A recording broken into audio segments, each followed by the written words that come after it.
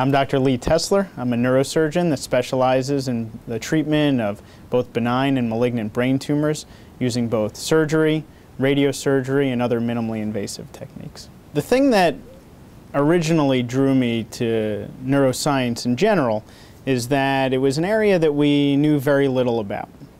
And that still happens to be true. However, there have been some major advances recently in both surgical technique and treatments that have made it very exciting. We can give people a much better quality of life, much better time with their families and their loved ones, and do so in a way that with very little complication, with very little effect on the patients themselves. So one of the unique things about our practice is it's very different from other practices in that we have very subspecialized neurosurgeons. So even within neurosurgery, which is very subspecialized to begin with, there are individual subspecialties.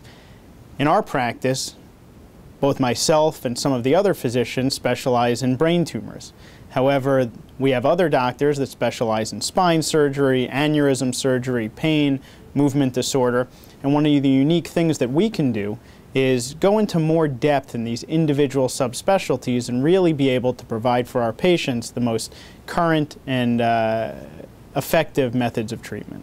We can now use computers, MRI scans to really pinpoint the location of different intracranial tumors. We can then take that information, create three-dimensional computer models of the brain, exactly where the tumor is, exactly where the normal parts of the brain are, or the things we want to avoid with any surgery or treatment, and perform minimally invasive techniques in order to get just to the abnormality and stay away from the other parts of the brain that are important to functions of our patients.